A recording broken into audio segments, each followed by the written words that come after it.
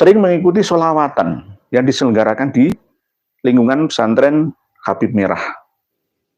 Yang akhirnya mungkin kena bujuk rayuan atau kena gendam, hipnotis ya. Tidak sampai sadarkan diri, dirayu, akhirnya kena. Akhirnya dinikahi umur 16 tahun tanpa persyaratan seorang wali. Padahal Rasulullah SAW pernah dawuh, la nikaha illa biwaliyin wa syahidai adlin. Tidak sah nikah tanpa adanya seorang wali atau 2 orang saksi. Dan 2 orang saksi.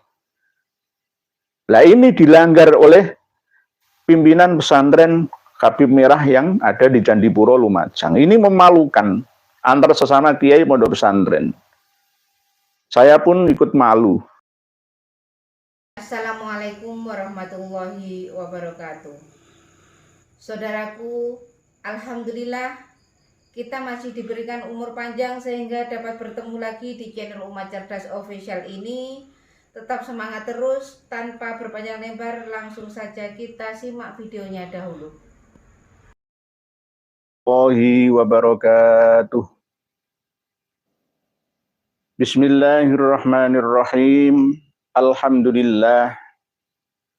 Alhamdulillahi rabbil alamin. Wal aqibatu lil muttaqin. Wala udwana illa ala zalimin.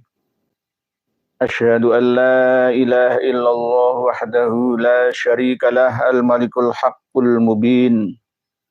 Wa asyhadu anna sayyidana Muhammadan abduhu wa rasuluhu al-mab'uts rahmatan lil alamin. Allahumma sholli wa sallim wa barik ala nabiyyina Muhammadin wa ala alihi wa sahbihi ajma'in. Amma ba'd.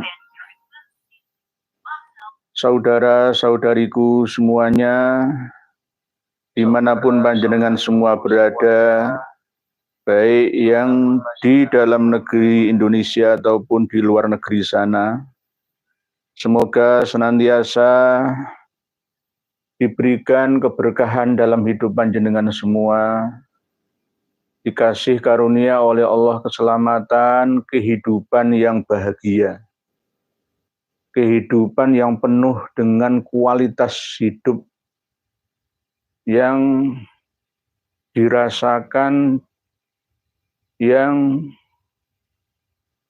selalu mendapatkan ridho, isyatir rodiyah, kehidupan yang diridhoi oleh Allah, baik di dunia ini sampai di akhirat nanti, dan bahkan tidak hanya panjenengan saja, tetapi juga anggota keluarga dan bahkan keturunan panjenengan. Ila yaumil qiyamah hasanah fid dunya hatal akhirah. Pada kesempatan yang penuh dengan keberkahan di malam Jumat yang penuh berkah ini, perkenankanlah kami sowan silaturahmi mengisi layar HP panjenengan untuk mengaji bersama. Panjenengan sudah menyiapkan paketan data, setrum baterainya, waktunya panjenengan semua, dan bahkan ada yang nobar, yang nonton bersama, nonton bareng. Sebuah penghargaan yang harus kami hargai bahwa panjenengan semua telah berusaha dengan harta dan tenaga, bahkan waktunya panjenengan semua untuk menggapai ridha Allah Ta'ala dengan cara tholabul ilmi, ngaji bersama. Walaupun jarak kita cukup jauh ya, tapi terasa semakin dekat karena bantuan alat ilmu dan teknologi saat ini. Tanpa mengurangi rasa hormat kami, sebelum kita bahas bersama para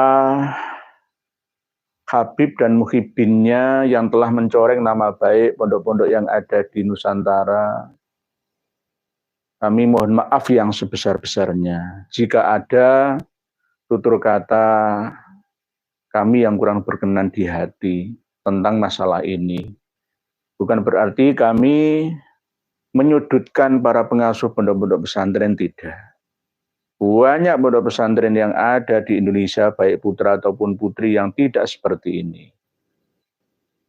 Nah, ini kan bagian daripada setitik nila, ya, bisa rusak susu sebelanga. Gara-gara setitik nila bisa rusak susu sebelanga. Ini jika tidak diluruskan, dijelaskan oleh para kiai pemangku pondok pesantren sendiri, nanti dikira para kiai itu ya sama saja. Nah, ini kan wajib untuk kami jelaskan kepada masyarakat atau umat Islam dan bahkan umat manusia semua, se-Indonesia khususnya. Ini ada berita terbaru, dua-duanya itu saling memiliki keterkaitan dan ikatan. Karena yang satunya ini di Lumajang, di Kecamatan Candipuro. Seorang keluarga dari Habib, tetapi sebenarnya kami tidak menyudutkan Habib Merah yang bernama Habib Abdullah bin Syekh Abu Bakar bin Salim. Tidak. Beliau sudah meninggal dunia 5 tahun yang lalu. Karena masih menggunakan nama pesantren Habib Merah. Pondok pesantren Habib Merah. Kenapa kok dikatakan Habib Merah? Karena sering menggunakan jubah dan sorban yang berwarna merah.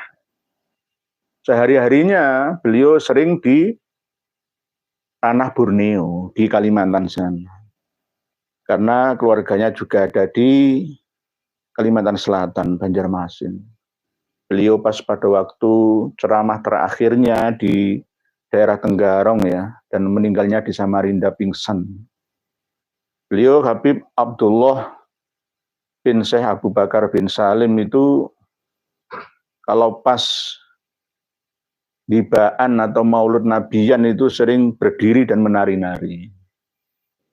Nah, ini untuk menyadarkan, ya, para habib dan muhibbinnya itu malam hari ini antara kejadian yang ada di Lumajang Candipuro dengan yang ada di Sidoarjo, Pagerwojo. Ini akan kami kaitkan karena ada ikatannya. Sama-sama habib, tapi yang di Sidoarjo, Pagerwojo ini Basyaiban. Entah itu Basyaiban pemberian dari Robito Alawiyah atau Basyaiban yang lama dari Duriyah Wali Sanga, Aulia Autis'ah. Tapi ketika saya menelusuri lebih dalam lagi biografi beliau, Kang Mas Buya Hidayatullah Fuad Basyaiban, pengasuh pesantren Mahdi Pagerwojo, Buduran, Sidoarjo. Kami menemukan bahwa beliau adalah orang yang muhibbin terhadap Habib, bahkan kemungkinan beliau sendiri juga seorang Habib. Karena menggunakan marga Basyaiban. Walaupun Syarif Zulfikar Asy-Syaibani Al-Idrisi Al-Hasani tidak mengenalnya. Kemungkinan ini Basyaiban pemberian dari Ba'alawi atau Basyaiban dari keturunan Ndresmo yang masih belum memiliki informasi yang pas, belum menerima informasi yang jelas dari kita, sehingga masih menggunakan marga Basyaiban. Padahal Ndresmo mulai dari Mbah Said Sulaiman Mojoagung itu bukan Basyaiban, tapi Asy-Syaibani Al-Qadiri Al-Idrisi Al-Hasani, Syarif dari Mbah Sunan Giri dan Syarif Hidayatullah Gunung Jati. Ini kita akan membahas keduanya. Kenapa di saat Karma 212 berjalan, ya, sekarang ini tiba-tiba banyak di antara kalangan habaib atau muhibbinnya yang terbuka aibnya. Ini bagaimana? Ya tidak hanya muhibbin dan habibnya saja, tetapi ini lebih mendominasi ya suasana dan informasi yang ada. Di Candipuro, Lumajang, Jawa Timur, ada seorang pengasuh pondok pesantren Habib Merah. Ya memang asal usulnya Habib Abdullah bin Syekh Abu Bakar bin Salim itu dari sana. Di daerah Lumajang itu ada gang khusus gang Arab. Jalan Kiai Ghazali. Musala merah nggak ada hubungan. Nggak ada musala merah, jembatan merah ya beda. Musala merah, jembatan merah, sama laut merah ya beda. Beda. Ini karena beliau memiliki kebiasaan khusus, ciri khas atau khosnya, yaitu sering menggunakan jubah atau serban yang berwarna merah. Beliau setelah meninggal dunia 5 tahun yang lalu itu dikholi setiap tahun. Dan di tempat dekat makamnya itu ada pesantren untuk selalu menyelenggarakan acara-acara pengajian dan sholawatan. Tidak hanya pas pada waktu kholnya saja. Kalau nggak salah, abah beliau itu masih hidup malah sampai sekarang kalau nggak salah. Beliau memiliki 3 orang anak yang sekarang masih ada di Kalimantan Selatan sana, Banjarmasin kalau nggak salah. Kami dimakamkan di Lumajang karena memang asli kelahiran Lumajang, Pak Budi Susilo. Salam Pak Budi Susilo. Tetangga panjenengan, mohon jenengan koreksi jika ada kesalahan. Habib Abdullah bin Syekh Abu Bakar. Kalau ada tulisan BSA, ya, itu berarti bin Syekh Abu Bakar bin Salim. Biasanya kan disingkat seperti itu.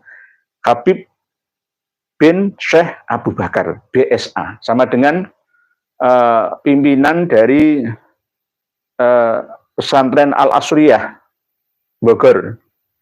Ya, yang kemarin 3 tahun yang lalu sempat kita viralkan Habib Muhammad itu ya.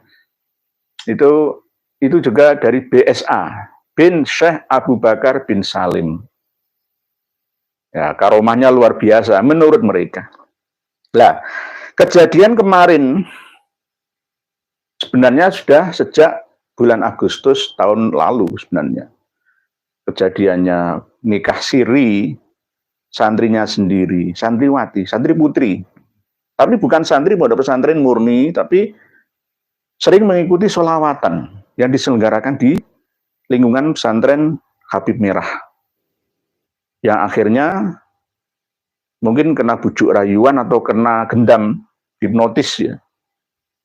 Tidak sampai sadarkan diri, dirayu, akhirnya kena. Akhirnya dinikahi umur 16 tahun tanpa persyaratan seorang wali. Padahal Rasulullah SAW pernah dawuh, la nikaha illa biwaliyin wa syahidai adlin. Tidak sah nikah tanpa adanya seorang wali atau 2 orang saksi. Dan 2 orang saksi. Nah ini dilanggar oleh pimpinan pesantren Habib Merah yang ada di Candipuro, Lumajang. Ini memalukan antar sesama kiai pondok pesantren.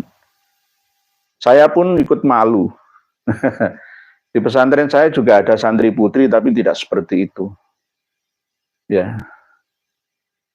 Ini jika tidak dihentikan akan nular kemana-mana nanti. Lebih baik wali santri, Bapak Ibu sekalian, kalau mau mondokkan anak putrinya, pilihlah pondok pesantren yang memiliki track record yang jelas, yang moderat, yang modern lah, atau ya kombinasi antara salafiyah dan jadidiyah atau khalafiyah.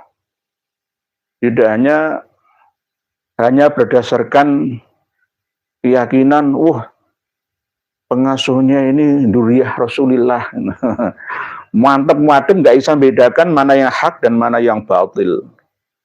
Akhirnya jadinya ya seperti ini.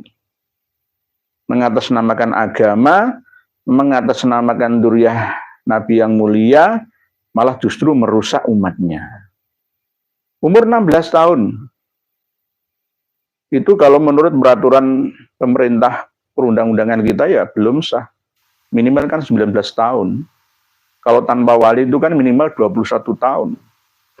Masalahnya apa? Nah, inilah yang akhirnya merusak masa depan generasi muda kita. Yang sudah berada di tempat yang mulia pondok pesantren untuk menimba ilmu supaya berakhlakul karimah, tapi ternyata malah merusak. Nah, ini yang harus kita luruskan supaya umat Islam di seluruh Indonesia, bahkan yang umat non-Muslim, memahaminya. Kasusnya itu seperti apa? Kok bisa seperti itu? Ini kemungkinan besar ya, selain peran dari syayatinal insi yang masuk ke dalam syayatinal insi, jinni wal insi, maka jadinya ya kayak gini. Ujian kiai, orang yang sering bergelut dalam dunia spiritual, itu godanya adalah memiliki syahwat. Kalau listrik, lampu, neon, itu watt, syahwat dan watt yang tinggi. Godanya itu. Karena tidak ada hiburan lain, paling ya terbangan, sholawatan, pengajian itu aja. Akhirnya hiburannya, sasarannya bisikan. Minal jinni yang syayatin atau syaiton. Bisikan buruk ya, yang menganggap kemungkinan ya santrinya putri itu adalah sama seperti budak. Sama seperti milkul yamin auma malakat aimanukum, sehingga ketika mau menikahinya itu seakan-akan tidak perlu wali. Apakah mereka menganggap bahwa putri-putri kita yang mulia ini dianggap seperti budak, rampasan perang karena kita kalah perang, atau bagaimana? Ini perlu kita sikapi tegas ya. Nggak boleh plan atau membiarkan, khususnya para kiai di seluruh Nusantara ini. Karena kejadian ini terus berulang. Coba kita ingat kejadian yang ada di boarding school Bandung beberapa waktu yang lalu itu. Sampai melahirkan, sampai menggugurkan tidak hanya satu orang. Ya. Hampir ya puluhan orang. Kok bisa? Padahal itu sekelas pondok pesantren modern ya, bukan pondok pesantren salafiyah, tapi boarding school lah, full day school lah, intinya seperti itu. Menampung putra-putri, siswa-siswinya, ngajinya malam harinya ya di situ. Akhirnya orang mengenalnya ya pesantren modern. Tidak hanya itu, waktu di Jember itu juga begitu kan. Ada kasus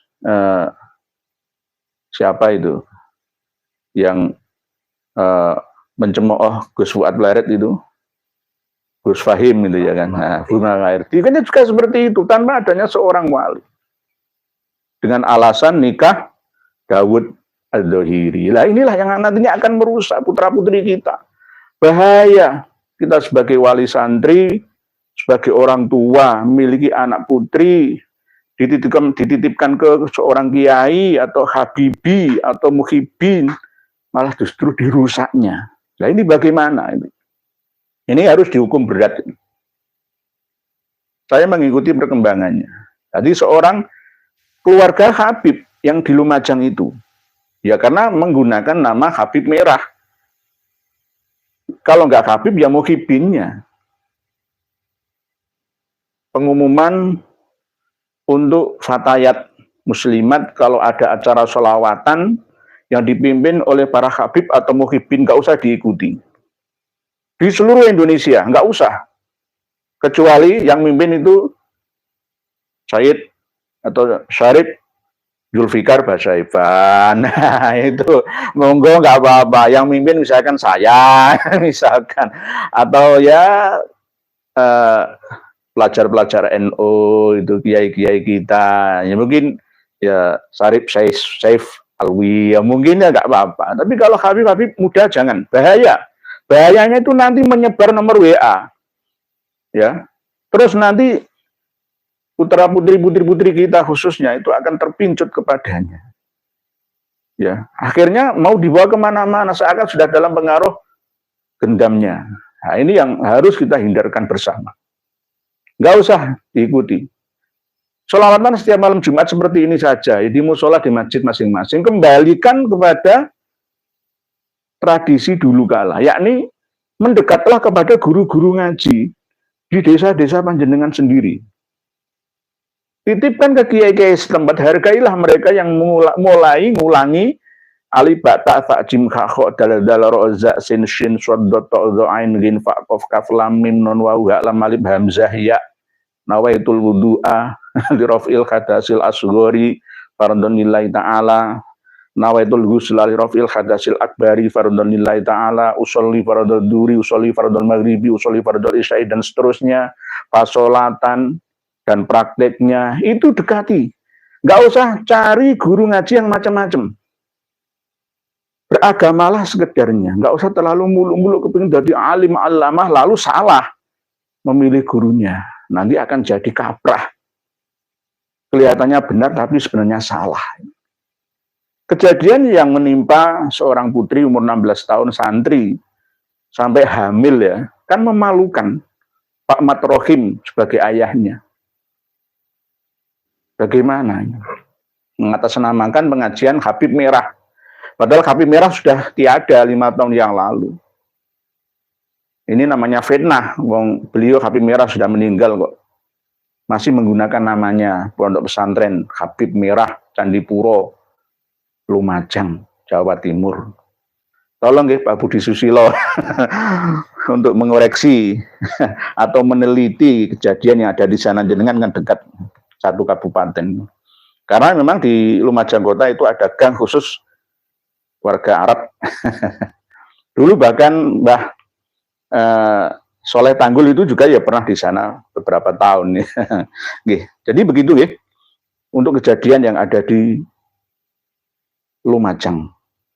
Terus kejadian yang ada di dekat saya, Surabaya, yang menimpa pengasuh pesantren Mahdi, Agerwojo, Buduran, Sidoarjo, ini juga memalukan.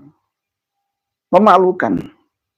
Saya berani mengatakan seperti ini karena sudah dalam penyidikan dan sudah ditetapkan menjadi tersangka. Kalau sudah menjadi tersangka itu kan pasti ada kejadiannya, ada saksinya, ada buktinya. Nah, walaupun sama-sama kiai sekalipun tetap saling mengingatkannya. Gitu.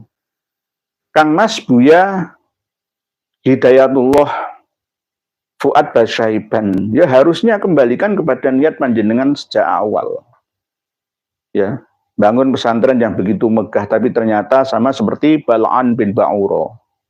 Sama dengan Barseso, ini kan iman-iman gitu loh, iman-iman. Kalau toh memang mau seperti itu, ya nggak usah jadi kiai. Jadilah orang awam, orang dugal saja. Nggak ada urusannya, itu urusan pribadi sendiri. Nggak ada urusannya dengan umat. Kalau sudah terjun dalam mengurus umat, ya harusnya hati-hati. Karena apa? Setannya sahabat Nabi, waliullah yang dulu pernah hidup, setannya kan korennya kan nggak pernah mati, masih hidup sampai sekarang ini. Jadi kalau misalkan korennya sahabat Nabi, korennya tabiin, korennya wali-wali zaman dulu itu langsung menggoda, memplesetkan saya. Langsung ambles saya sudah. Kelasnya sahabat ya. Nah, ini kebanyakan menimpa para kiai. Tidak hanya di Buduran, Pagerwojo, Buduran, Sidoarjo. Tidak hanya yang ada di Candiroto, Lumajang, Sono. Tidak, di mana-mana. Kalau saya buka itu banyak. Kenapa ini bisa terjadi? Ini karena karma 212. Karena 212 dibuka semuanya. Oleh sebab itu hati-hati para muhibin. Jika panjenengan para muhibin Habib masih bertahan dengan kejahilan, ya panjenengan, maka akan menimpa panjenengan dalam waktu dekat ataupun lambat, cepat ataupun lambat. Pasti itu. Karena apa? Tidak didasari atas dasar ya, mencari ridho ilahi Robbi dalam berdakwah, dalam amar ma'ruf nahi mungkar, dalam bermauidhah hasanah. Sehingga jadinya ya seperti ini. Jadi kenapa kok saya sering wasiat kepada diri saya sendiri supaya saya tidak dikultuskan seperti seorang kiai. Nanti gila hormat. Nah, akhirnya saya akan jadi seperti itu, seperti kiai-kiai di pondok pesantren yang mencabuli santrinya, menjadi predator sendiri. Nah, itu yang kami tidak menyukai. Jadi biasa seandainya ada komentar yang mengatakan saya itu kiai tai, sebenarnya nggak apa-apa, nggak apa-apa. Ya, ekstrim misalkan, oh kiai ini kiai nur kiai goblok kiai itu nggak apa-apa. Terserah jenengan anggap saya kiai atau tidak itu nggak masalah. Yang penting saya bisa bermanfaat untuk sesama. Oleh sebab itu, para wali santri, anak saya itu semua ya putri, 6 perempuan semua. Yang 1, 2, 3 itu mondoknya di Gontor. Gontor Putri. Gontor Putri. Satunya di Kendari, satunya di Mantingan, satunya di Kediri, Pare. Sampai sekarang masih ada yang mondok. Jadi saya tidak akan memondokkan anak putri saya ke kiai-kiai yang kurang berwawasan ya, kurang mampu menggabungkan, mengkombinasi antara pesantren salafiyah dan jadidiyah atau khalafiyah untuk mengimbangi perkembangan zaman ini. Gitu. Ya mungkin para wali santri bisa mondokkan putrinya ke pondok pesantrennya Kiai Haji Imaduddin Usman. Pondok pesantrennya Gus Fuad Blerat ya nggak apa-apa. Nanti di sana malah diburui apa? Alat-alat musik tradisional ya, gamelan ya. Nanti ya nggak apa-apa. Ya biar wawasannya luas. Mungkin mondok di pesantrennya Kiai Haji Ubaidillah Tamamunji, pesantrennya Gus Aziz Jazuli. Ya nggak apa-apa. Kalau di pesantren saya monggo, tapi saya batasi. Karena di pesantren saya itu maksimal SLTA harus ucul mandiri. Harus ucul mandiri. Jadi di pesantren saya ini tidak seperti pesantren-pesantren formal lainnya.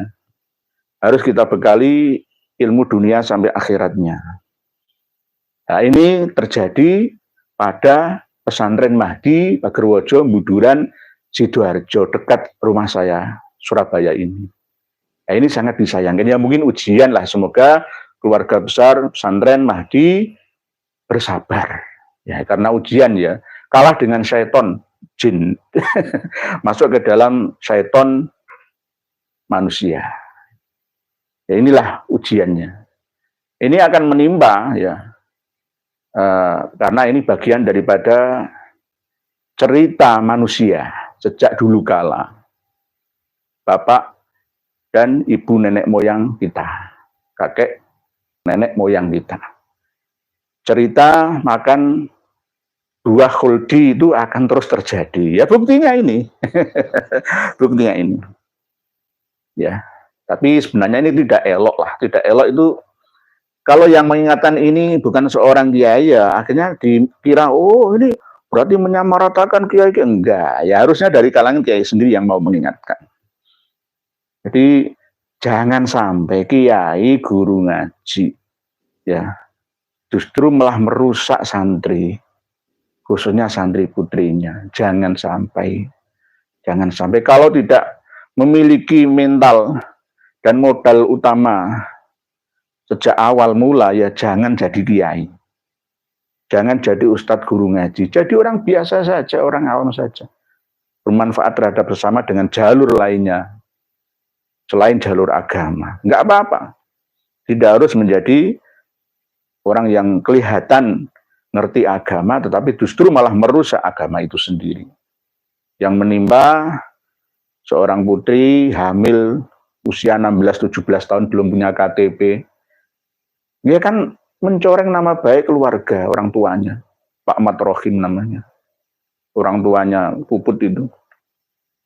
Ini sangat disayangkan. Dan pelakunya itu orang yang ya nyekel Quran, ya ngaji, ya sholat, ya poso, ya mungkin haji. Bagaimana ini? Ini berarti kan apa ya? Predator-predator yang berjubah agama. Bahasa kerasnya kayak gitu. Predator yang berjubah agama. Ya tidak semuanya, saya memang tidak semuanya. Cuma ya ada kan faktanya. Ini dibuka bersama di media. Ini memalukan semua kiai yang ada, khususnya yang memiliki pondok-pondok pesantren putri. Saya pun memiliki asrama putri, sama, tapi saya harus hati-hati. Rugi dibangun sejak lama. Yang di Pagerwojo Buduran itu pesantrennya itu baru sebenarnya 2018. Berbeda dengan pesantren saya sudah 30 sampai 40 tahun yang lalu. Baru bangunannya juga tinggi, wah lantai 4 megah yang, tapi ternyata makrek, su'ul khotimah, sangat disayangkan. Selain itu juga akan menerima sanksi sosial dari masyarakat. Kemarin itu terlihat banner-banner dipasang sebelahnya pagar ya, pondok itu tutup pondok pesantren ini predator kiai ini, aduh ya, memalukan. Saya itu malu membacanya, itu malu ya. Sebenarnya ini nggak layak ya saya mengutarakan dan membahas tema ini, tapi bagaimana lagi ya, karena memang ini berhubungan dengan Habib gitu, dan muhibinnya. Ya di Lumajang itu ya menggunakan nama Habib Merah, tapi bukan Habib Merahnya. Kasihan Habib Merahnya sudah almarhum di alam sana, kok masih dicatut namanya. Mungkin keluarganya atau santrinya atau mungkin marganya. Ya, saya masih belum melihat yang memiliki pesantren Habib Merah di Lumajang sana. Tapi kalau yang di Pagerwojo Buduran saya melihat, ya melihat, bahkan beliau juga sering dekat dengan FPI, Gus Najib, dekat dengan Habaib, dekat dengan Habaib. Terus sering tampil di Arek TV dulu di Surabaya itu ada namanya Arek TV Jawa Timur. Sekarang jadi apa? Masih ada Arek TV ini, mohon maaf karena memang ada buktinya, itu ada istilahnya, saya tidak hanya fitnah belaka, ada. Nyatanya memang ada. Beliau setiap tahunnya sering menyampaikan, ya alhamdulillah maju, selamat Hari Raya Idul Fitri dari keluarga ya, namanya semua, namanya sudah hebat.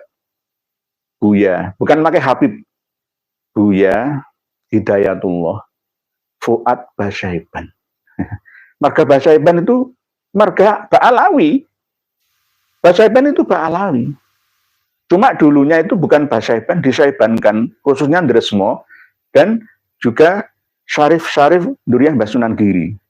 Nah sekarang kan sudah bangkit semua. Saya Zulfikar itu bukan Basyaiban, Asyaibani.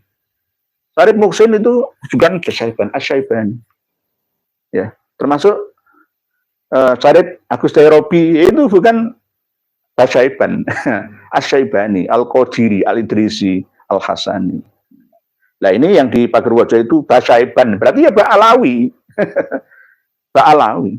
Kalau yang di Lumajang juga ya kemungkinan Ba'alawi dari keluarga bin Syekh Abu Bakar, BSA bin Salim. Bin Syekh Abu Bakar bin Salim. Kalau Habib BSA berarti bin Syekh Abu Bakar. Terus tambahi bin Salim. Nah, berarti kan Ba'alawi semua. Ini bagaimana? Nah, ini merusak bangsa namanya. Berdalih agama, berkedok agama. Berbahaya. Hati-hatilah. Nih, umat Islam seluruh Indonesia. Jangan mondokkan anak-anak kalian, khususnya yang putri. Yang putra terserah, tapi ya usahakan jangan. Pondok pesantren yang bunafit itulah ya.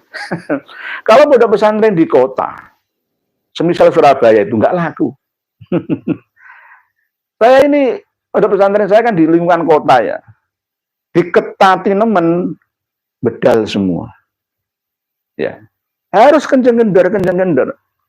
Kawan saya, pengasuh pondok pesantren di Ndresmo. Santri Ndreslimo. Lantai 4. Nggak ada santrinya. Gara-gara apa? Ya sistemnya yang klasik. Mohon maaf, nggih. Saya kenal Ndresmo semua itu. Ndresmo semua. Dulu almarhum Gus Lukman ya, Gus Lukman yang punya saudara yang mendirikan Kampung Madinah di Magetan itu, apa itu Temboro ya. Itu dulunya embrionya dari Surabaya ya, dari teman-teman Gus Lukman sendiri. Saya kenal banget almarhum. Ya. Lulusan Ndresmo rata-rata dari Al-Falah Ploso, Kediri, Mojo, Kediri. Itu nggak laku. Coba kalau nggak percaya datang ke Surabaya, ke pondok pesantren Al-Falahi Joyonegoro. Terus itu mondoklah ke sana. Sekarang tapi alhamdulillah sudah kena ke gus-gus setelahnya. Tapi banyak menggunakan bahasa Hebron. Padahal sudah saya luruskan. Di antaranya yang sudah diluruskan Kiai Haji Maduddin Usman adalah Kiai Afifuddin Muhajir. Bukan Ahmad Muhajir, enggak. Memang di sana Pak Yai Hajir.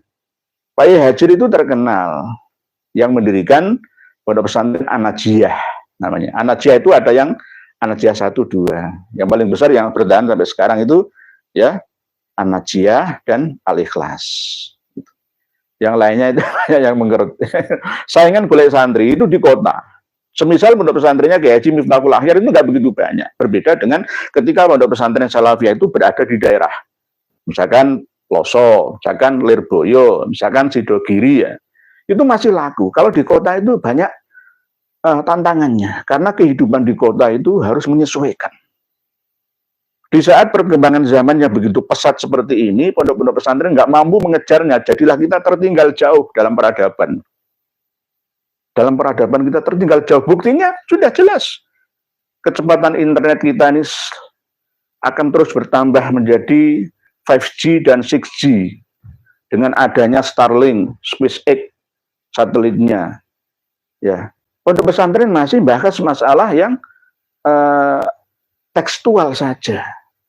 Hanya teori saja. Lah ini bagaimana? Ya ketinggalan. Di China sana itu sudah mampu mengubah gurun pasir yang tandus dengan memelihara kelinci, ya, melalui air kencingnya, melalui kotorannya, bisa menyuburkan tanah gurun sana. Itu akalnya orang-orang China. Ya di Indonesia nggak ada gurun, ya kan? Semuanya makmur, subur. Tapi sumber daya kita, manusianya yang masih tertinggal jauh daripada China. Mulailah dari pesantren, karena pesantren yang ada di Indonesia ini cukup banyak. Santrinya itu jutaan. Nggak ratusan ribu, jutaan. Terus eman-eman gitu loh. Harus mampu bersaing dengan lembaga pendidikan tinggi. Lulusan pondok pesantren harus sama kualitas keilmuannya seperti S1 minimal. Strata 1, kalau bisa ya S2, S3. Nah, kan gitu. Nah, ini kritik untuk saya gitu. Jadi jangan sampai tergoda.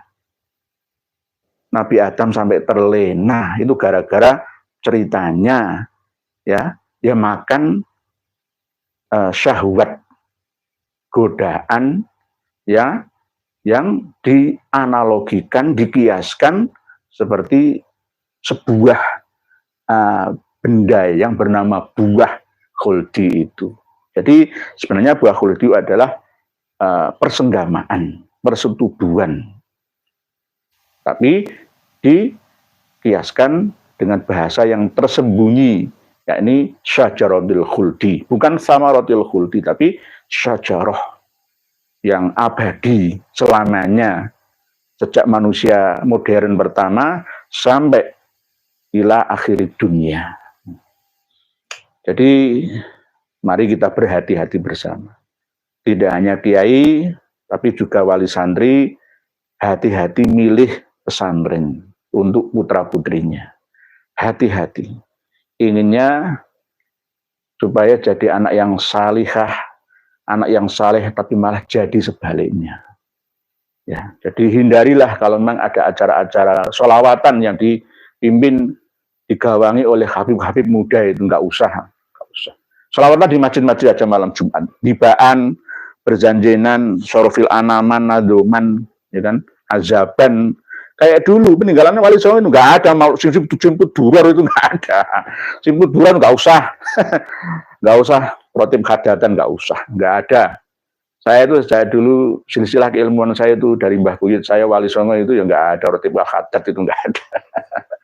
Kalau memang mau mengamalkan doa-doa ya hizib Nasor, hizib Bakr, hizib Ghazali, dan hizib itu doa. Tapi jangan memberatkan. Kalau memberatkan ya nanti agama kita ini serasa berat. Padahal agama itu datang ke muka bumi ini untuk meringankan beban hidup manusia, dunia sampai di akhiratnya. Mungkin demikian mukadimah yang dapat saya sampaikan. Selanjutnya kita akan berkomunikasi, berinteraksi untuk membahas tulisan panjenengan semua. jujur saja, spontanitas saya tidak belajar dulu untuk menjawab pertanyaan panjenengan. Ini menjadi ukuran ya. Karena ini live, jarang ada yang berani. Roma Irama official masa berani. Ya kan? Nunggu sampai 10 hari. Podcastnya Kiai Haji Madudin Usman baru tampil di media, diakses oleh kita semua. Tapi ya ini namanya live ya. Jadi ini bisa menjadi ukuran ya. Kemampuan seseorang untuk merespon pertanyaan. Ya. Karena ini sudah cukup banyak ya. Tapi alhamdulillah nggak hilang, nggak ada gangguan. Mungkin para pemirsa, saudara-saudari semua, insya Allah besok malam ya, kita akan live, tidak monolog, tapi dialog dengan seorang ketua MUI dari Probolinggo, ketua LTN ya, LTNU ya, Torekoh ya, Nahdlatul Ulama An-Nahdliyah, ketua Torekoh Syadiliyah Kabupaten Probolinggo, insya Allah akan hadir, insya Allah, karena sudah kita agendakan sepekan yang lalu. Monggo disiapkan waktunya, datanya, paketannya. Mohon maaf nih, karena penting. Nanti kita akan bedah buku, bukti bahwa NU sudah dirusak. Bukan akan, sudah dirusak. Bukunya sudah dipegang oleh beliau dan nanti kita akan buka. Saya nggak mau dikirimi PDF-nya, nggak mau. Harus langsung bukunya. Saya harus memiliki bukunya. Untuk bukti bahwa kami ini cinta dengan Nahdlatul Ulama. Tidak rela NU dirusak oleh hanya segelintir orang saja. Oke, begitu ya. Bismillahirrahmanirrahim. Bismillahirrahmanirrahim. Bismillahirrahmanirrahim. Mohon maaf nih saya seret mulai dari awal nih. Nanti setelah pertengahan langsung sistem acak supaya kebagian semua. Ya, sistem acak tidak urut nih. Untuk pertama kan urut, ini kan menghargai orang yang nulis pertama. Pak C. Kalau amar ma'ruf nahi mungkar semua harus diluruskan Pak Yai. Termasuk MTA, LDII, Sekte Ba'alawi dan sebagainya. Selamat berjuang ya Ikhya. Pak Jai ini termasuk ngompor-ngompori saya supaya dimusuhi banyak orang. Saya tambah musuh ini nanti. Ya memang sudah kita ingatkan bersama. MTA itu Majelis Tafsir Al-Quran, pimpinannya sudah almarhum. Lah, peminatnya juga banyak. Kenapa kok bisa tertarik mengikuti MTA? Karena di MTA itu dalam beragamanya itu simple gitu loh. Nggak terlalu ribet seperti NU itu. Lah, bagaimana NU supaya ibarat menjual produk ya, konsumennya itu tertarik. Ayo milo NU. Lah NU jangan ruwet-ruwet loh. Lah NU malam Jumat kok rotiban, hadatan, manakiban, ya abot beragama ini.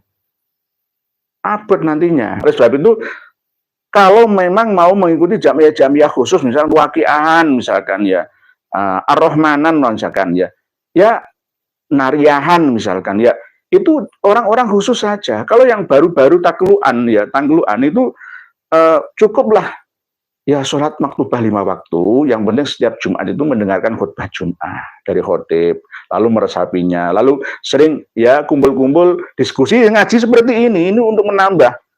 Ya, menambah ilmu ini kan murah termasuk. Nggak ada ngaji kiai bertanya direspon kayak gini itu jarang. Coba di Gus Ikdam nggak bisa. Coba di ngaji siapa itu nggak bisa kan langsung. Karena ini sama-sama Pak J. Jadi LDI juga begitu ini kan amar ma'ruf nahi mungkar. LDI pernah saya singgung bahwa LDI itu sama sistemnya seperti Ba'alawi, eksklusif. Ya. Ba'alawi sama seperti Syi'i, eksklusif takiyahnya, hampir sama.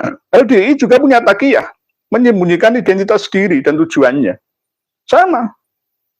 Yang selain dari golongan kita, ini semuanya neraka, sesat semua.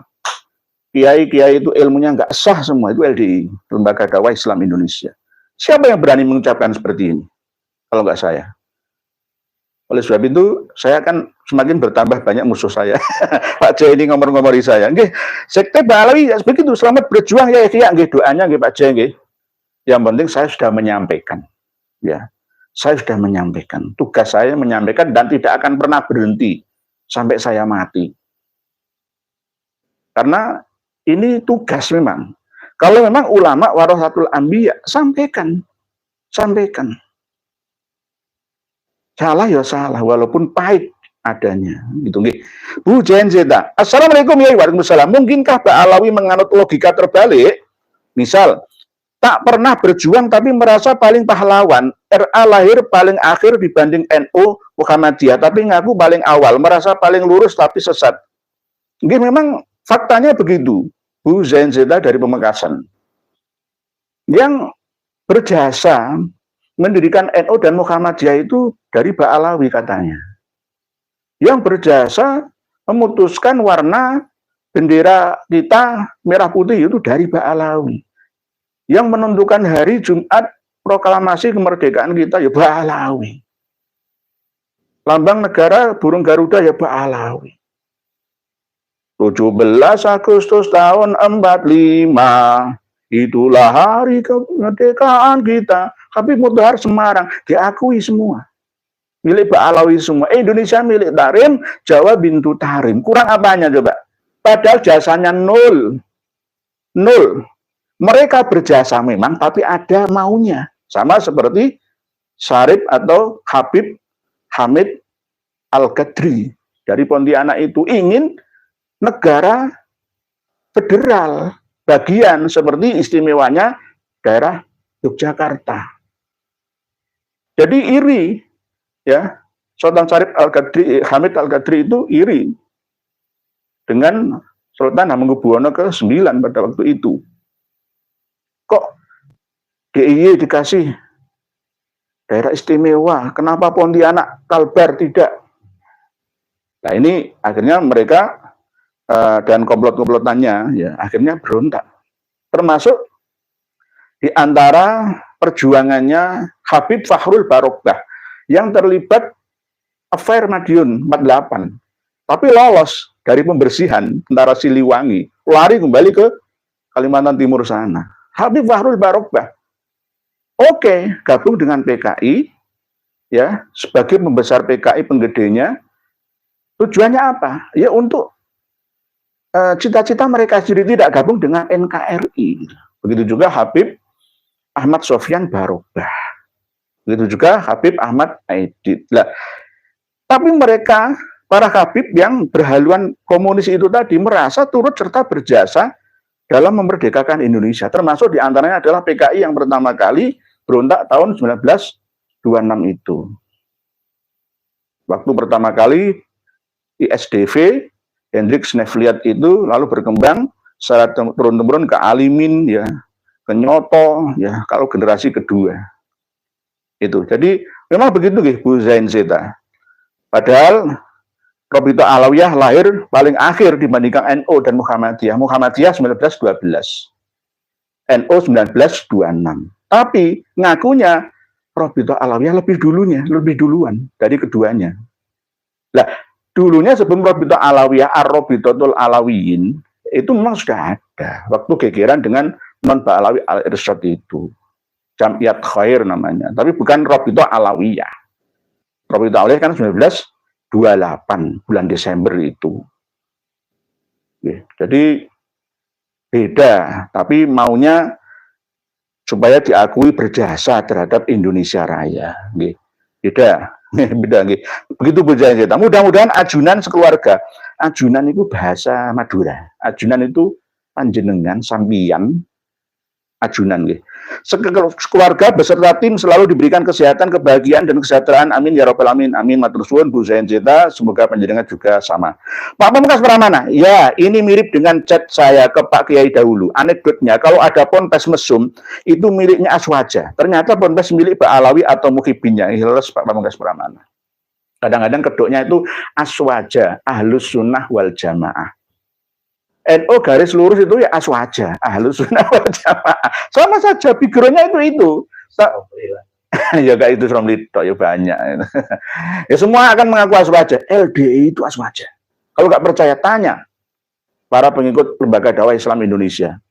Aswaja, Ahlus Sunnah wal Jamaah ala mereka. Kitab-kitabnya ya Aswaja. Ya. Di perpustakaan mereka juga tersedia kitab-kitabnya milik Aswaja itu. Jadi Aswaja yang seperti apa itu loh. Oke, terus Pak Pamungkas Pramana. Jenengan pernah ngechat saya nggih yang waktu di live kemarin-kemarin itu. Nggih, ternyata ponpes milik Ba'alawi atau Muhyiddinnya, antara dua-duanya itu. Ya, kalau yang ponpes milik NU ya ada juga, nih ada juga. Setan itu ada di mana-mana. Cuma ya kalau yang biasanya itu ya kok pas ya di Karma 212 saat ini ya terbuka semua itu. Nggih, gitu nggih. Bu Nurmaning sih, agama dari dulu sampai sekarang digunakan sebagai alat politik, meraih kekuasaan, mengumpulkan cuan, mengumpulkan massa, memperluas wilayah, mendoktrin umat sampai kuburan bisa diba'alawikan. Nggih, Bu Nurmaningsih. Di abad 21 ini, di abad 15 Hijriah ini kita harus berubah lebih baik. Karena kalau tidak dari kita, siapa lagi? Wong negara sudah juga nggak karu-karuan seperti ini. Mohon maaf nih. Data perbankan kita bisa bobol. Data pribadi warga negara bisa bobol. Bagaimana? Ayo, menteri. Ayo, yang menanganinya harusnya mundur. Malu. Malu. Nanti apalagi kalau Starlink sudah benar-benar nambah lagi satelitnya, kita digempur habis-habisan dari langit sana. Semua data nggak ada yang rahasia, bisa dibaca semua karena semuanya berseliweran, bisa ditangkap oleh satu alat khusus, password PIN perbankan panjenengan bisa di-cloning lalu buat merampok uang simpanan kita. Ayo, kita harus antisipasi itu. Oleh sebab itu, sistem demokrasi kita ini ya sebenarnya sudah bagus bagi-bagi kekuasaan. Tetapi korbannya itu di rakyat. Ya, kalau Malaysia kan Perdana Menteri ya, tapi ada federasi raja-raja di Kelantan, di Selangor, di Johor, di Sarawak. Ada ya pimpinan-pimpinan wilayah sebenarnya. Kalau di Indonesia kan satu, ya seakan-akan presiden itu kepala negara dan kepala pemerintahan. Ya, ini yang kadang-kadang masih perlu dipelajari lagi oleh para pakar hukum dan tata negara demi masyarakat, bangsa dan negara. Nggih, begitu nggih. Bu Nurmaningsih, mengumpulkan massa, memperluas wilayah, mendoktrin umat sampai kuburan bisa diba'alawikan. Nggih, kuburan nek Ba'alawi sendiri nggak apa-apa Bu Nurmaningsih. Kuburan tua, milik leluhur kita, diba'alawikan semua. Itu bagaimana? Itulah. Karena ada timnya, ada uangnya. Pak Garuda Sakti, haram hukumnya memasukkan anak kita ke pondok pesantren milik Habib Ba'alawi, takut kena doktrin saudare. Nggih, Pak Garuda Sakti memang benar nggih. Sementara saya nggak berani mengharamkan dulu, tetapi panjenengan mengharamkan ya nggak apa-apa. Nggih, tapi kalau saya belum dulu karena kadang ada Habib yang baik, ya ada yang masih tidak mengandalkan ya silsilah nasabnya untuk cari makan. Ada yang seperti itu. Nggih, bersaing sehat ya dengan kiai-kiai Nusantara yang ada. Nggih. Sendiko dawuh Kiai, kenapa Habib tidak obok-obok Muhammadiyah? Karena di sana banyak umat cerdas yang bernalal waras, masuk akal sehat, sedangkan di NU, jangankan umat di bawah, orang pembesar di pengurusan pusat aja justru pada nggak bisa bernalar cerdas kok. Lalu sendiko dawuh Kiai. Kritik panjenengan ini patut mendapatkan 2 jempol ya, nggak 1 cuma 2 jempol. Ya sekelas kiai-kiai sepuh kita, ya. Ya gara-gara husnudzon saja itu loh, ya. Gara-gara mengikuti dawuhnya Said Mahdi Rojai, surah wal istifaldoh saja, nggak melihat putusnya. Khotun nasabah dan mausukum bihinya. Nggak dilihat itu. Syarat menetapkan nasab, mengisbat nasab seseorang atau kabilah itu harusnya mengikuti 4 kriteria. Ya, di antaranya adalah khotun nasabah mausukun bih. Ada tulisan pakar nasab yang menulisnya dan bisa dipercaya dan bisa dibaca tulisannya itu, baik yang berupa manuskrip ataupun tulisan semua yang tulisannya itu mampu dibaca secara umum, tidak sulit dengan khot yang bulat ruwet.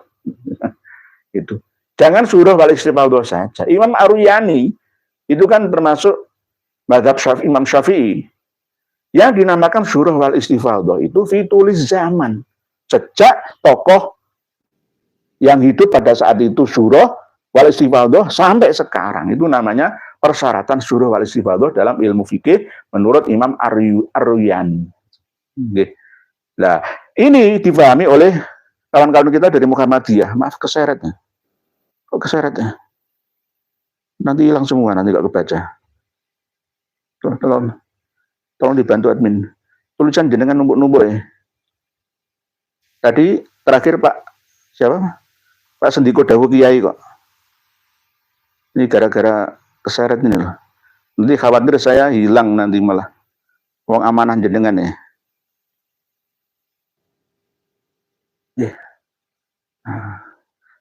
Sendiko Dawu Kiai. Kenapa kami tidak bawa Muhammadiyah? Karena Muhammadiyah lebih mengedepankan akal sehat. Terus jenengan Pak Sendiko Dawu. Nah, NU sebaliknya. Tapi nggak semuanya. Sebenarnya di struktural NU itu banyak yang alim alamah. Tapi ya ewuh pekewu alasannya Pak Sendiko Dawu. Ewuh pekewu nih. Berikutnya Pak Garuda Sakti Haram hukumnya mengaku cucu Nabi sebelum tes DNA. Leres. Kita sepakat lah. Ayo mengikuti semua pendukung Kiai Haji Maduddin Utsman. Sepakat sekarang kita semua mengikuti Habib Muhammad Rizik Syihab. Sudah, wis. Nggak usah macam-macam. Kita semua tahu apa? Siapapun yang mengaku sebagai dzurriyyah Nabi harus melakukan tes DNA. Nggak usah dengarkan menantunya, nggak usah dengarkan Haji Idrus Romli, nggak usah dengarkan Buya Yahya dan lainnya, nggak usah dengarkan Kang Mas Muhammad Rizik Syihab. Wajib tes DNA. Rambut. Ada rambut meninggalannya. Kalau rambut mungkin umurnya sudah 1.500 tahun, sulit untuk dideteksi pigmennya ya. Sudah ada sampelnya, ada petanya, sudah ada rumusnya. Ikuti Habib Rizik. Terus militaris skrit Habib Rizik gurune NU. Nah, itu fitnah itu. NU garis mana? Garis tidak lurus atau garis lurus atau garis yang standar. Pak militaris skrit itu kan ini kan propagandanya Habib Syekh bin Abdul Qadir As-Saghaf. Habib Rizik gurune NU. Habib Rizik gurune NU. Ternyata yang berdua ya. Kong kaling kong ternyata. Tak kira beda ya Kang Mas. Habib Syekh. Berikutnya militaris skrit. Para Habib digandrungi NU, bukan digandrungi, ditipu. Para Habib itu nipu NU kok. Pak Yuda Banaspati, wah ini menakutkan. Banaspati itu bagian dari marga, bukan Ba'alawi, marga Jawi, marga As-Sumatrani, dan marga Al-Barunai. Itu Banaspati. Banaspati itu jenis jin yang ketika tampil di alam dimensi 3 kita manusia itu berbentuk api, namanya Banaspati. Fatwa Nusantara, Ba'alawi bukan dzurriyyah Rasulullah, sudah jelas. Sudah jelas. Ba'alawi, Robito Alawiyah organisasinya itu menaungi kawan-kawan kita ya, saudara kita semua, tapi bukan dzurriyyah Nabi, tapi dzurriyyahnya Alwi bin Ubaidillah. Jadi begitu Pak Banaspati, Pak Yuda Banaspati. Pak APB, alhamdulillah Kiai di daerah saya di Malang Selatan. Malang Selatan berarti dekat pantai Geliat, pantai Pulau Sembu sana Pak APB Sudah tidak ada lagi Habib-Habib yang dawir. Di pontes-pontes daerah kami, Matursuwun ke Indonesia, semoga Allah membalas perjuangan panjenengan. Amin. Amin. Ini bukan perjuangan, ya perjuangan panjenengan semua. Tulisan jenengan itu termasuk bagian daripada perjuangan. Jadi tidak terus wah jasa saya enggak ada, sama-sama. Oleh sebab itu kita harus bersatu ya. Bersatu untuk melawan propaganda. Banyak sekali kiai, ustadz, guru ngaji, santri yang masih memusuhi kami. Masih memusuhi kita. Mengatakan gak karuan. Sudah kebal ya telinga saya ini. Mau dibunuh, mau digorok, mau dicincang, mau digantung, mau dibondet, ya sudah biasa. Mau dicelurit, sudah biasa. Jadi seorang pejuang, mental seorang pejuang itu sejak dulu, sunatullah itu harus orang-orang yang kuat, nyalinya, kuat fisiknya juga, ya harus menggunakan ilmu, ya. Ilmu dan ngilmu. Matur suwun Pak APB nggih. Sendika dawuh Kiai, tesis Kiai Imad sudah membesar hingga ke ranah internasional. Saatnya PBNU MUI depak unsur aparat keamanan turun untuk rembuk bersama karena aksi pembelaan sejarah sudah demikian parah. Masalah ini wajib dituntaskan. Kita ini seakan-akan nggak memiliki kepala negara, kepala pemerintahan, seakan-akan. Karena apa? Ketika ada persulayan, perselisihan antar sesama anak bangsa atau sesama umat beragama, antar umat beragama, pemerintah ada yang membidangi dalam urusannya itu, turun gitu loh, mendamaikan minimal atau memutuskan. Karena keputusan hakim itu menjadi kekuatan hukum yang mengikat, harus ditaati bersama. Wong ini kesepakatan kok. Seandainya ya pemerintah melalui misalkan Menteri Agama misalkan merangkul MUI, merangkul organisasi NU Muhammadiyah, terus akhirnya misalkan memutuskan kami ini kalah, harus mengakui bahwa Pak Alawi itu dzurriyyah Rasulillah misalkan, terpaksa secara umum tetap saya mengikuti, walaupun secara pribadi saya tidak mau meyakini. Nah, ini kan peran pemerintah itu loh. Sama seperti ketika ada perbedaan masalah cerai, Imam Hanafi, Imam Maliki, Imam Syafi'i, Imam Hambali bahwa cerai ketika diucapkan oleh seorang suami tanpa ada saksi pun itu bisa jadi sah. 3 kali bain kubra sudah, harus ada muhalil.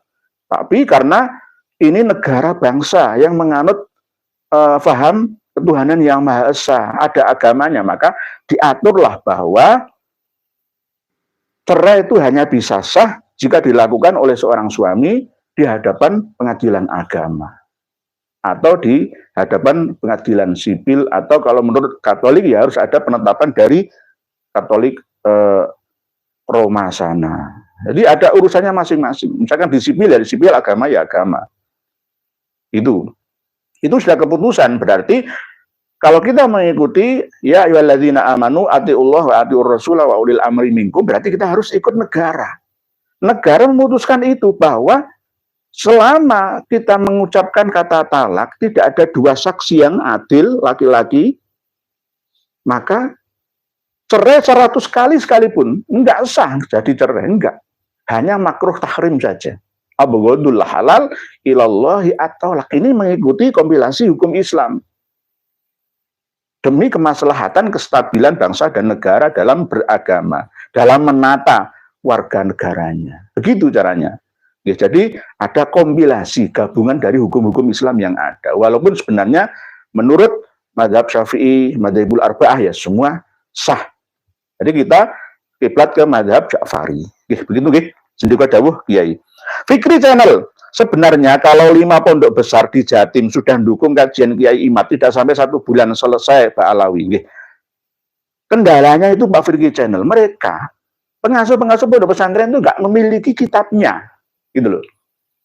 Kitab Sirrus Silsilah, Kitabul Ma'aqobin, Kitab Tahdhibul Ansab, Kitab Al-Majdi, Al-Fakhri, Al-Asili, Sajarah Mubarakah, Umdatut Talib, Sughra Wusta Kubra, Kitab An-Nafah Al-Ambariyah, Tuhfatut Talib bi Ma'rifati man yantasibu ila Abdillah wa Abi Thalib, Kitab Taraful Ahsab fi Ma'rifatil Ansab, Kitab Jamharul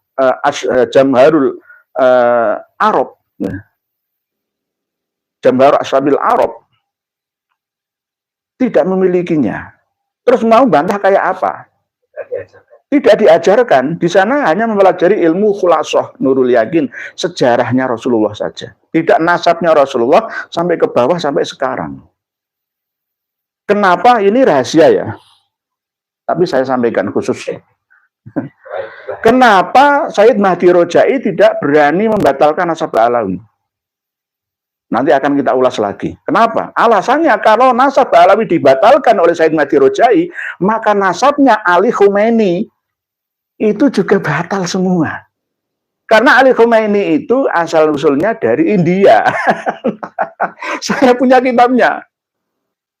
Tapi dipoles bahwa penguasa spiritual Ayatullah, ya, bahasanya sana kan Ayatullah Khomeini, Ayatullah Ali Al-Khomeini ya.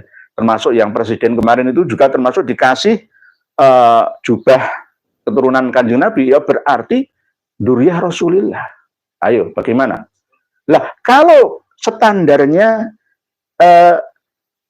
ada khotun nasabah mausukun bih dan harus mutawatir, sambung menyambung, ada tulisan sejak Imam Ahmad Al-Abah ya sampai abad ke-10-an Hijriyah, ya maka nasabnya Khomeini juga jatuh, nggak sah. Karena surah wal istifadahnya baru-baru saja. Sama seperti dinasti Fatimiyah. Sama seperti itu. Begitu nggih, begitu. Ini masih dalam rencana kami bahas lagi. Nggih. Pak Karsono bin Yahdi, bagi orang yang dangkal nalarnya, agama hanya dipakai kedok untuk memanjakan syahwat duniawi saja. Nggih. Ini kritik kita bersama. Nggih, kami menerima kritik dari Pak Karsono bin Yahdi. Memang faktanya begitu, gitu loh. Jadi yang biasa ya misalkan kita mengundang pembicara ceramah itu kan ya 50 sampai 300 juta sak grup rebananya. Iya, 300 juta itu. 1,5 atau sampai 2 jam tampil. Bisa sampai segitu. Lah, oke, kalau untuk kemaslahatan umat bersama, misalkan menyantuni fakir miskin, janda-janda tua, ya nggak apa-apa. Saya jujur, kalau ngundang saya, kasih sekedarnya saja. Tapi saya selama masih berkarya, bekerja, masih beraktivitas, nggak bisa waktunya, nata waktunya ya nggak, jangan. Saya diundang ya sering, tapi nggak saya videokan gitu. Itu paling dikasih uang transport, ganti ini bensin sama sopir saya itu aja. Kalau misalkan ditambahi ya nggak apa-apa, tapi saya nggak minta. Taruhnya berapa Ustaz? Nggak minta. Sepenting ya itu mau lah. Ngilmunya gratis. Cuma ya misalkan saya butuh beli minuman air putih di jalan ya kasihlah. Ya, kalau saya punya sendiri ya nggak apa-apa, nggak usah dikasih. Yang penting bensinnya itu loh. Ya, BBM-nya saja sama sopir saya. Dan yang paling penting adalah keamanan saya. Saya diundang ke Jember, lalu setelah itu saya dipersekusi. Untuk apa? Memalukan orang. Kalau saya yang dipersekusi, yang bergerak itu LS. Jadi, karena apa? Saya berbicara data, ada kitabnya. Bismillahirrahmanirrahim, Ibu Yani Wibawanti. Assalamualaikum warahmatullahi wabarakatuh. Waalaikumsalam warahmatullahi wabarakatuh. Cilacap, hadir bagian nggih, monggo. Cilacap nggih. Seberapa besar pentingnya eksistensi Habib di Indonesia Pak Kiai? Selama ini yang ngajar alif, bak, tak, Quran dan kitab para yai, nggih. Kembalikan yang berjasa itu kiai-kiai kampung itu loh. Mereka kiai-kiai kampung itu nggak pernah dapat sanjungan, nggak dapat keuangan, nggak. Cuma paling diundang tahlilan, nyembelih pitik, nyembelih wedus, larisnya itu paling maca Quran, khataman, ya itu tok. Laris itu ngono pas ono acara mantenan, acara sunatan, acara syukuran, akikoan itu tok. Ya. Itu pun saingan. Sebenarnya di desa itu banyak orang alim, ada kiai 5 itu gegeran.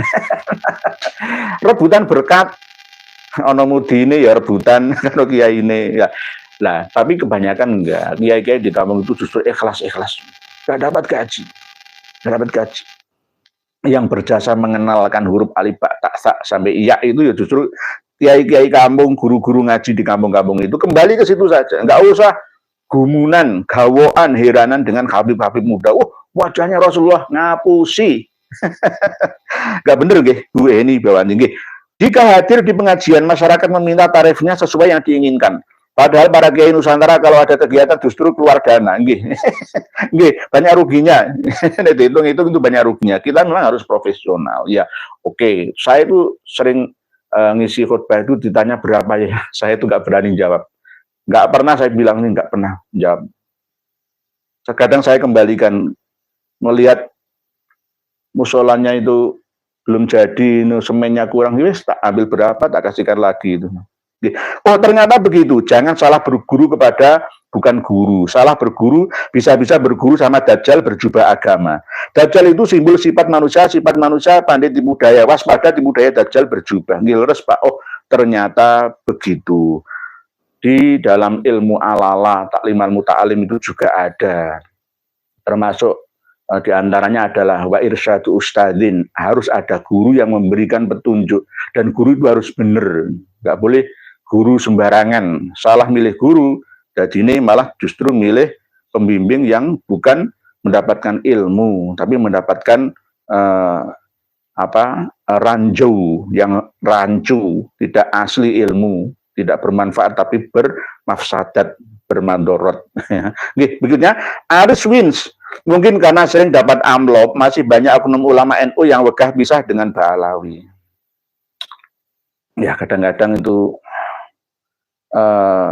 karena saking nyaman ya, zona nyaman dan aman itu mampu meninabobokkan seseorang. Wong sudah aman-aman, sudah damai-damai kok memecah belah umat. Tadi saya ini dituduh memecah belah umat.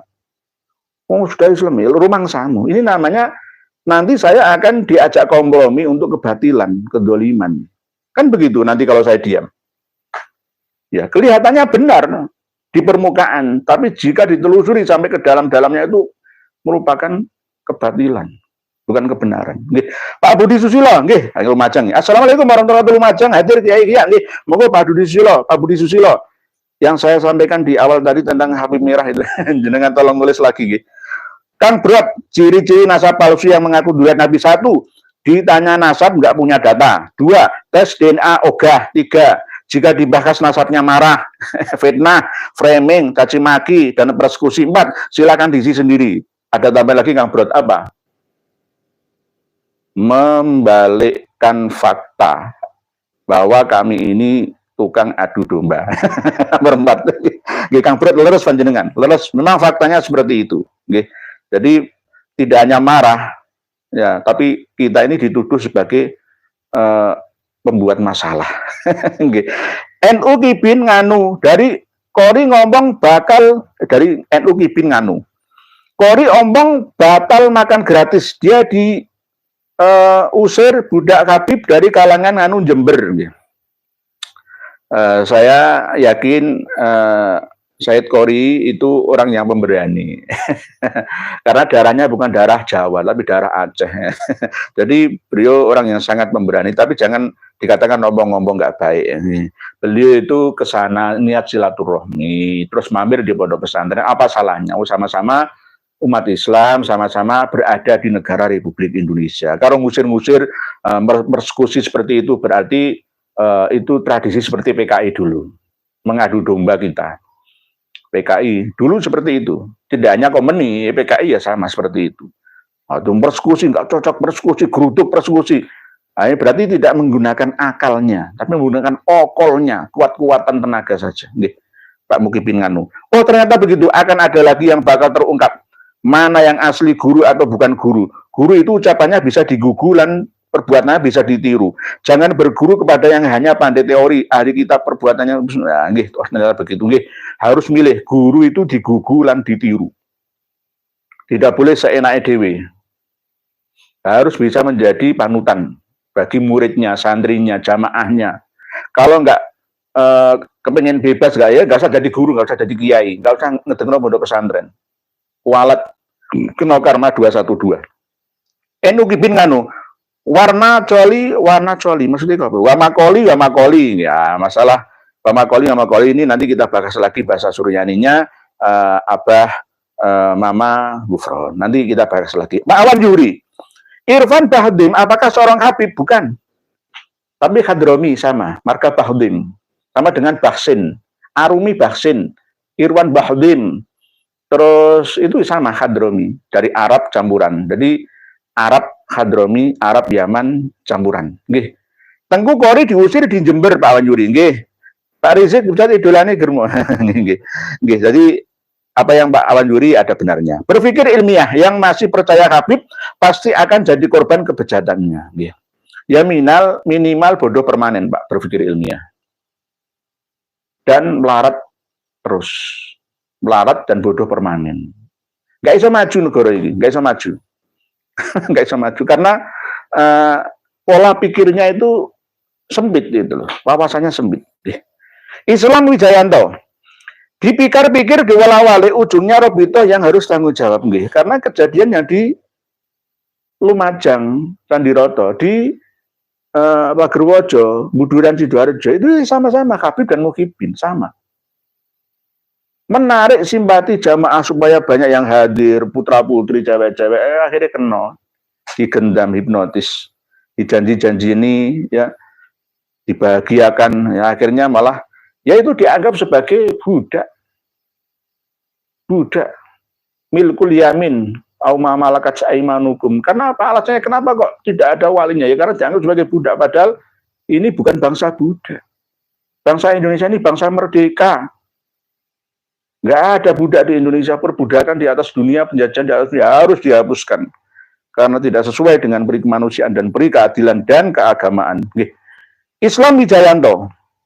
Sampun nggih. Roni Effendi, assalamualaikum ya ini waalaikumsalam. Derek ngaos ya mugi-mugi Allah Subhanahu wa taala terus memberikan kekuatan supaya jenengan tetap istiqomah, memberikan pencerahan pada umat, sehat selalu nggih yai nggih. Amin. Matur suwun Pak Roni Effendi, sama-sama jenengan juga kritik saya. Selama ini kan enggak ada kan orang berani kritik kiai. Kritik saya enggak apa-apa, sama-sama.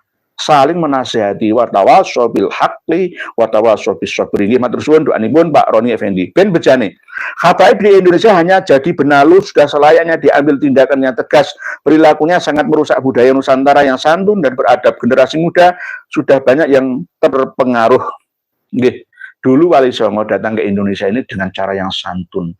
Mbah Maulana Malik Ibrahim Sunan Gresik itu dakwahnya jujur, halus, jawani, gitu. Nggak seperti sekarang Habib-habib itu berangasi, gitu loh.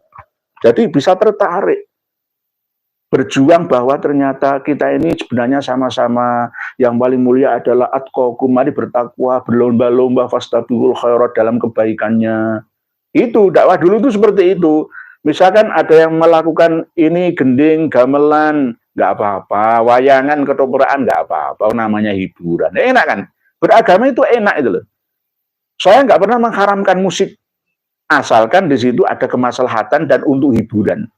Kecuali musik yang mendatangkan kemandorotan, baru saya berani mengharamkan. Tapi bukan dari musiknya atau lagu nyanyiannya, enggak. Tapi dari unsur lainnya. Misalkan muskirnya atau yang memabukkannya, atau karena faktor penyebab lainnya seperti berlebihan, ikhtilatnya dan lain sebagainya itu. Ya inilah dakwah Islam itu begitu gitu loh. Karena yang dulu itu klasik sekarang bisa diilmiahkan. Ya, ternyata sesuai ya gitu loh, sesuai ya. Ngidung-ngidungan ini enggak apa-apa, tembang-tembangan enggak apa-apa. Alat-alat musik tradisional ya enggak apa-apa nggih. Begitu nggih ben bejane. Berikutnya Pak Jackson Hadi Sucipto. Assalamualaikum derek saya nggih, monggo Pak Jackson Hadi Sucipto dari Malang. Samboja. Assalamualaikum derek saya, semoga yang selalu sehat panjang umur. Amin. Matur suwun doa panjenengan Pak Samboja. Habib imigran Yaman yang berwatak penjajah akan selalu merugikan Nusantara, sebaiknya diusir dari bumi Nusantara. Jangan diusir nih, kasihan. Pulang kemana? Iran nggak mau nerima. Yaman kocar kacir, nggak jelas keamanannya, ekonominya. Bagaimana? Ya harus kita sadarkan. Jadilah tamu, ya. Jangan ngaku-ngaku Indonesia ini semua pendatang semua. Nggak ada yang namanya pribumi asli. Jangan begitu, kamu itu imigran Yaman kok. Datangmu itu abad 19. Di bawah Belanda menisan, menjajah. Seharusnya kalau Belanda hengkang dari Nusantara, ya kamu harus ikut Belanda, pulang kembali ke negara sana. Ya, atau ikut ke Suriname saja sana. Harusnya begitu, ini keras-kerasnya itu seperti itu. Toh misalkan sudah diakui oleh Bung Karno atas inisiatif dari Pak Wahab, Pak Yai Haji Wahab Hasbullah, maka jenengan dipertahankan. Tidak dipulangkan ke negara asal sampean, karena sudah kadung membaur dengan kita, istrinya Habib itu dari wanita-wanita kita yang dianggap sebagai akhwal itu ya. Itu ya keluarga kita, tapi jangan bangkit lagi membesarkan nama Tarim Hadramaut sana. Kalian sudah warga negara Indonesia, cintailah produk Indonesia. Kamakola Kiai Alim Markus Sohibul Maspion Group, sudah mu'alaf itu, sudah muslim itu. Gitu nggih. Pak Nuki bin Nganu tadi sudah nggih. Petarung super unyil-unyil yang jumbo nggih. Arfi Fadila. Assalamualaikum, namanya Ibu Butan Surabaya, derek nyimak lan ngaos nggih. Bubutan itu dekat Tugu Pahlawan. Tempat perang arek-arek Surabaya dulu dikejar-kejar sama tentara India, Gurkha, Nepal. bawaan dari Nica, Inggris, dan bersatu dengan Belanda untuk menundukkan kita. Nggih. Bubutan, disitulah kantor PCNU Surabaya. Nggih, Bubutan. Berikutnya kun busana, derek Yai, top, nggih, Pak Gatot opo? Belum mulai sudah banyak yang antri jos, nggih, alhamdulillah, nggih, banyak yang antri nulis, ya nggak apa-apa, ini kan yang ngaji bersama, nggih, Pak Gatot opo. Mas Anom, assalamualaikum Yai. Izin tanya di luar tema. Saya masih bingung mengenai Syajaratul Khuldi yang dimakan Hawa. Kenapa Syajaratul Khuldi dimaknai buah khuldi? Syajarah kan arti pohon. Apa ada hubungan dengan kitab Syajarah Mubarakah? Nah, benar pertanyaan Mas Anom ini layak untuk dijadikan tema khusus satu, biar fokus ya. Tapi nggak apa-apa, ini saya jawab. Ada kitab kemarin yang ditahqiq, disalin oleh Syekh Mahdi Rojai yang bernama Asy-Syajarah Al-Mubarakah. Isinya adalah pohon yang diberkahi. Pohon bukan pohon sebenarnya, tapi pohon kehidupan manusia turun-temurun. Sejak awal sampai nenek kakek buyut sampai sekarang terus terjaga. Jadi kalau digambar, gambarnya seperti pohonnya memang. Al-Mubarakah yang diberkahi, keturunan manusia yang diberkahi. Nah, Syajaratul Khuldi itu adalah keturunan selamanya. Manusia akan mengelola bumi sampai miliaran tahun. Tidak hanya sampai pada generasi 100 tahun saja, tidak. Tapi sampai miliaran tahun. Khalidina fiha abada. Syajaratul Khuldi itu nama dari buah percintaan yang jika dilakukan akan menghasilkan keturunan. Gitu loh. Itu namanya Syajaratul Khuldi yang digambarkan seperti pohon-pohonan. Buah yang diibaratkan apakah itu sebuah apel atau jeruk atau tin atau zaitun, semuanya masih qila wa qola. Tidak ada yang berani memutuskan buah apa itu sebenarnya, karena memang itu bukan buah yang sebenarnya, hanya kiasan saja. Ketika Nabi Adam dan Siti Hawa dilahirkan bersama, bukan turun dari langit kayak Gatot Kaca, Superman, Spiderman, terus sama Ultraman, itu enggak. Diturunkan jiwanya Nabi Adam sama Siti Hawa itu, softwarenya, aplikasinya, makhluk atau manusia modern, dititipkan ke dalam seorang ibu yang setengah manusia modern, yakni ibunya Nabi Adam dan ibunya Siti Hawa. Dikandung normal biasa. Ibunya Nabi Adam itu yang manusia, yang hidup di antara Jazirah Arabia sampai Mesopotamia, dekat dengan Jannah, surga, yang di kiri kanannya sungai Eufrat dan sungai Tigris. Karena sungai Eufrat dan sungai Tigris itulah Jannah, kulum min anharil Jannah. Ya di sana, di daerah Irak, Babilonia, ya daerah-daerah situ. Itu. Lalu dilahirkan menjadi anak kembar. Ada peraturan, nanti akan ada yang namanya puber pertama. Anak kembar. Jadi Nabi Adam dan Siti Hawa itu lahir anak kembar. Kalau bahasa klasiknya itu bukan anak kembar, tapi Siti Hawa itu diciptakan dari tulang rusuknya Nabi Adam. Kan gitu nih. Waktu itu tertidur, diambilkan, itu kan cerita klasik ya. Anak kembar, lalu setelah remaja melalui saling jatuh cinta. Padahal itu dilarang. Dilarang. Karena tujuannya nanti untuk bibit utama penghuni manusia di muka bumi ini. Yang memiliki peradaban keilmuan dengan aplikasi-aplikasi yang modern. Lalu setelah itu, karena dilarang untuk bercinta, bersenggama, sebelum datang waktunya, maka keduanya melanggarnya. Fa'aso Adamu Rabbahu Fagowa. Penciptaan Isa seperti penciptaan Adam itu Ada. Inna masala Isa indallahi kamathali Adam khalaqahu min turabin tsumma qala lahu kun fayakun. Perumpamaan penciptaan Nabi Adam itu sama seperti penciptaan Nabi Isa. Berarti Nabi Isa juga kan dilahirkan punya ibu yang bernama Maryam. Tapi tidak punya bapak. Nabi Adam ya punya ibu, tapi tidak punya bapak. Apakah bisa? Bisa. Inna masalah Isa itu, nanti cari sendiri. Inna masalah Isa indallahi kamatali Adam khalaqahu min turabin tsumma qala lahu kun fayakun. Jadi Nabi Isa itu diciptakan Allah dari turab, dari tanah. Berarti Nabi Adam juga diciptakan Allah dari tanah, tapi bukan dari tanah sebenarnya dimleng-mleng diambilkan dari tanah Ka'bah, tanah Mesir, tanah Irak, Baghdad, tanah Karbala, enggak. Itu adalah unsur tanah yang ada di sana.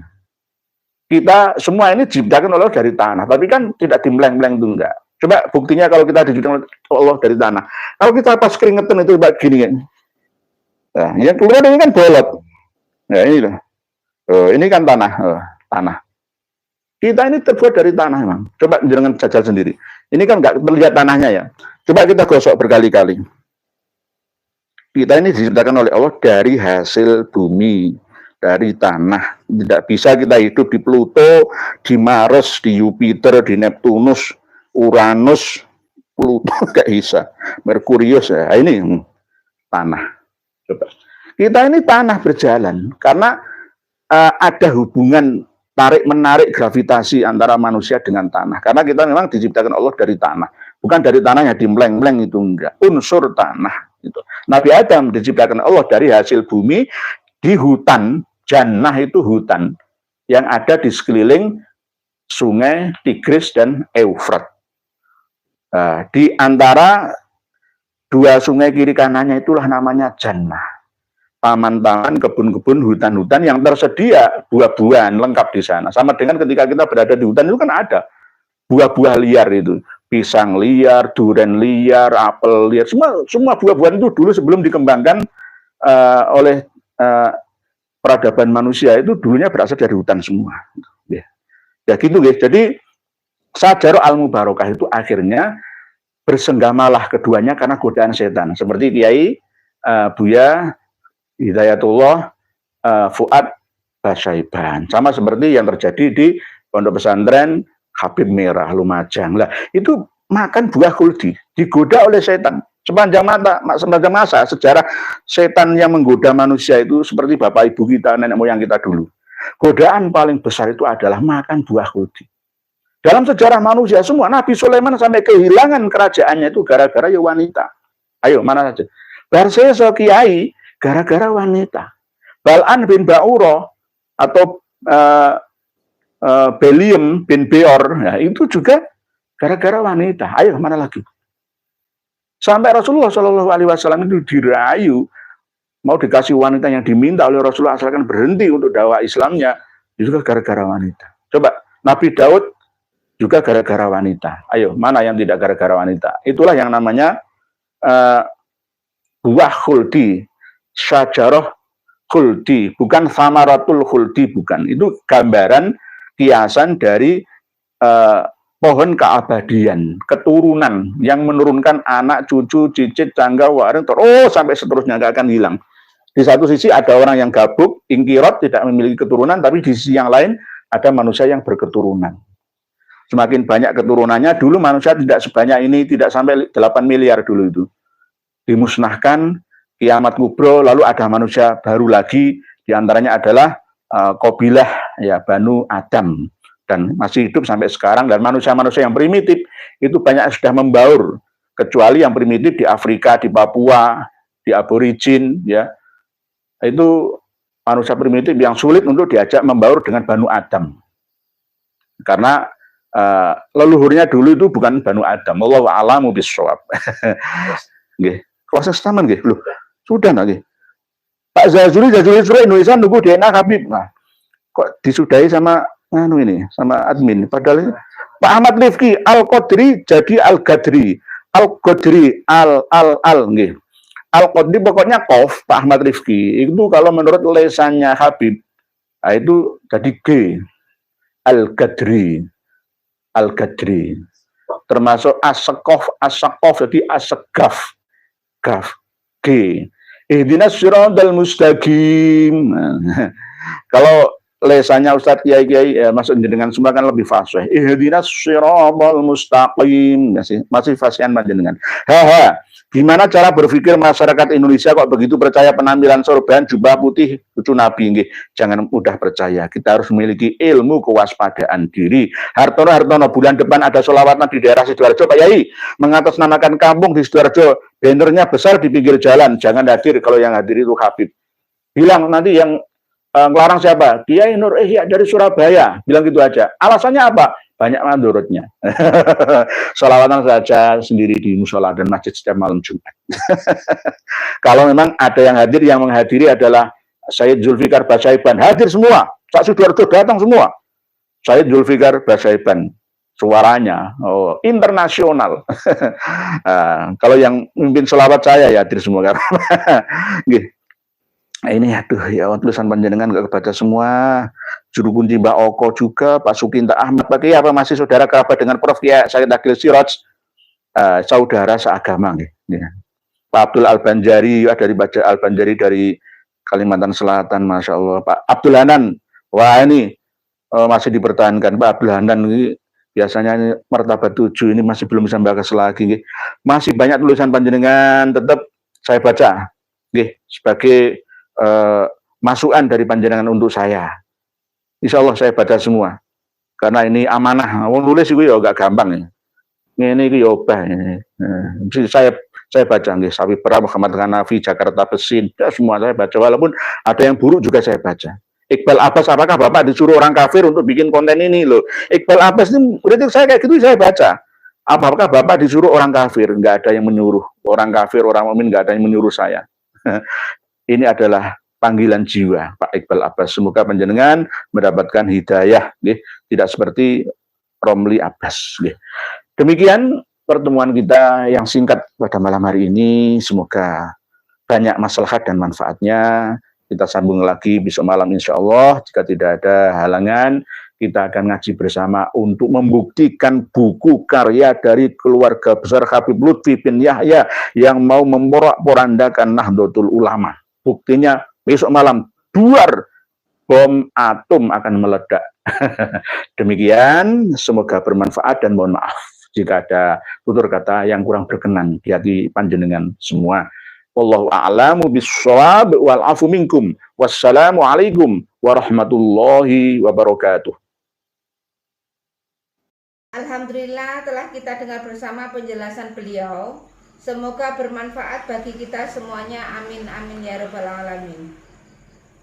Wahai saudaraku, tetap semangat terus perjuangan ini meskipun perjuangan ini masih panjang, masih lama. Tetap bersabar dulu, jangan menuntut cepat selesai polemik nasab ini. Karena soal nyantol nasab yang dilakukan oleh mereka habaib sudah sangat lama. Berabad-abad lamanya. Tetap semangat terus. Perjuangan ini pelan-pelan sehingga rakyat Indonesia ini pelan-pelan sadar. Sekali lagi berhati-hati dengan mereka habaib yang mengaku-ngaku sebagai cucu Nabi. Satu lagi, jangan kasih panggung untuk mereka. Lama-lama mereka kalah sendiri. Cukup sekian dulu. Sampai jumpa di video selanjutnya. Akhir kata, wassalamualaikum warahmatullahi wabarakatuh.